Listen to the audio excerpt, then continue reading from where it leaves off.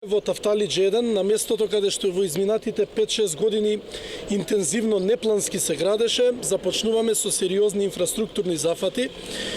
Овој месец започнува целосна и темелна реконструкција на кракот на улица Варшавска од булеварот 8 септември до улицата Париска, за да биде поефикасно и побрзо работењето и да нема дополнителни инфраструктурни зафати потоа.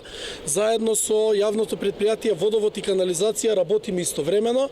Општината работи на санација на коловозот, целосна реконструкција на тротоарите и на рабниците, а Водовод и канализација истовремено работи на поставување на нови капацитети на водоводна мрежа и фекална канализација.